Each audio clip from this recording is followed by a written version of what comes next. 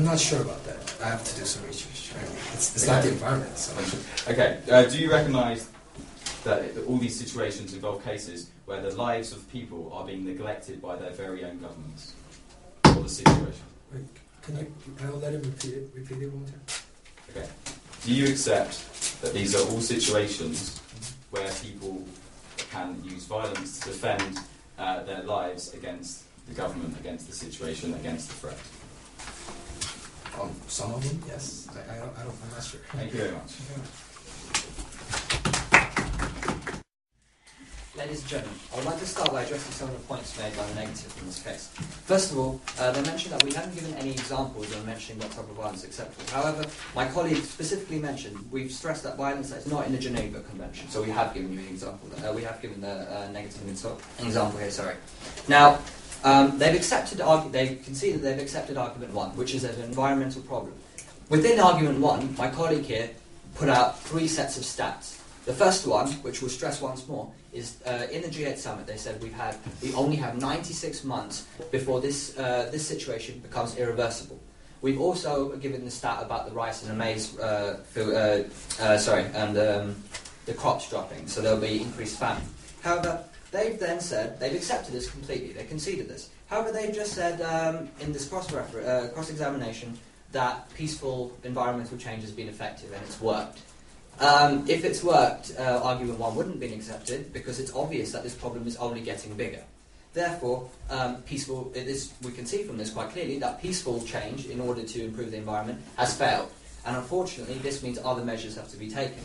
Now, we need to also stress that they seem to be promoting us as some sort of violent group. We've said that when all other avenues have been exhausted and the right to life is being deprived, violence is justified. This whole aspect of justification has not been addressed at all in the negative first speech. They said it doesn't work. And they've cited an example of the Luddites, where apparently, this was over jobs, and Greenpeace, this was over animals. We're dealing about human life here, and we're not talking about a couple of lives, or even hundreds of lives, thousands of lives, not even millions of lives. The stats we've shown, and which have been accepted, I repeat again, show that many, many lives are at danger due to this. And therefore, if governments are willing to act, we have a right in democracies. Now, just to remind you the negative, democracy comes from two Greek words, demo and krasi. That's the power of the people. Therefore, we have the power to do what we believe is what we believe is right, or what we believe is being suppressed, deprived from us. Therefore, unfortunately, as we've shown, that the peaceful protests have not worked. Therefore, what do? Do we sit around, as the affirmative, as a negative mention, and continue with these peaceful protests? How long are we going to wait? Until, I don't know, the half of Asia have passed away due to climate change? What, half of Africa? When's this going to stop? The 4 million figure who people have watched in Inconvenient Truth was described as a big figure. First of all, movies such as Catwoman have been watched by many other people, so I think this is quite ridiculous to say 4 million is a big change. And this show, and we've also, if you link this in with a different example, the G20, for example, in London recently, where violence did take place, this became the biggest single news story across Great Britain for many a week. This has been pushed through the government, and Gordon Brown is focusing on this massively at the moment. Therefore, we've shown here that violence can be justified, because it's effective, and when lives are at risk in this scale, which has never been seen before in the course of history, this is acceptable. Now, just to repeat, to go over some of our points. Our first point is, the state of the environment is a threat to life on an unprecedented scale. Many facts have been given by my colleague, and just to stress once more, that the G8 summit have said that we only have 96 months before we can't do anything about this problem. Therefore, if we do not act now, and if we do not act properly, which in an act in a different manner, which we've done, which is peaceful methods, there is a very, very real certainty that many millions of people will die. Our second point mentioned was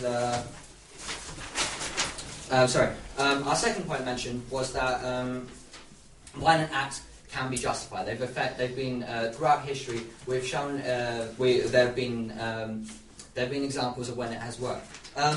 Our opposition have mentioned Gandhi, for example. and also Martin Luther King. Martin Luther King, peaceful protests worked. We have tried peaceful protests. Unfortunately, they haven't worked. And with Gandhi and with people like Mandela, if you look back at history, violence was involved after they realised that completely peaceful protests will not work were not going to work fully to save the lives of many. I'd like to, and our final point, is our final point. Our final point is that we must act now. This is a significant thing. We have tried peaceful protests many a time. We've gone through the Kyoto Agreement. We tried to pass this through, and it was shown that the people were against this. However, this fell. Therefore, violent actions can be justified, and and that's why we believe you should propose this motion. Thank you.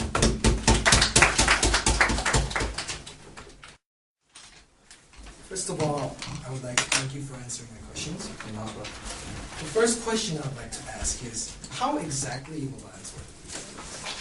Like, what's the process of violence solving the question? The process of violence varies on any occasion. If you look through history, through examples we pointed out, in addition to many more, which I can go into if you like.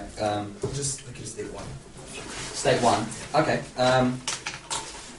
For example, in the current situation at the moment, as you've accepted, there's a massive problem, yes? Mm-hmm. So therefore, peaceful protests have not worked. Now, obviously, hypothetically, the first stage would probably be damage to property, as in the G20 summit. And as we pointed out, that was successful. It's raised the global issue. Okay. So I would like to ask you, what event are we doing right now? Debating, right? I hope so. So if it's so much easier for me to just kill you and say we won, why don't we do that? Because clearly I couldn't. Right? I mean, I think I stressed this. So can I finish it? Can I finish my response? Oh. I think I stressed this many a time that if all other avenues have been exhausted and the right to human life is being deprived, violence can be justified. No one on our team has said the first thing we should do is go kill all of the people who work in factories, all of the people who own factories. We've said if the governments who know the issue, the government stress they know the issue because they've signed all of these agreements, they know this, you've accepted they know this, yet they're still doing nothing. All of these people are going to die if we don't do something else. So moving on to the next question.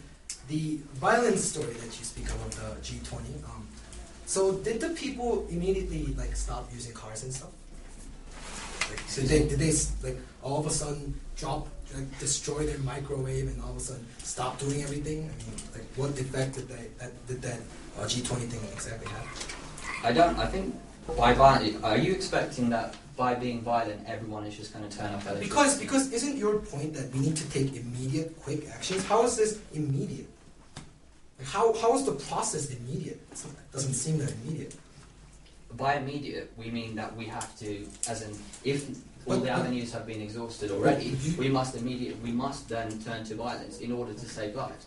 Therefore, in this case, they destroyed that, they attacked buildings, and they've made sure that people knew, the government knew that this was a major problem. People weren't just going to lie down about it. This is not just the sake of, like you've mentioned, as much as we love animals and jobs, this is not the same scale. This is something which is unprecedented. Because of the strain of time, I would like to ask one last question. That's fine. Didn't Kyoto Protocol fail to achieve full success due to a lack in global consensus? Isn't that the problem?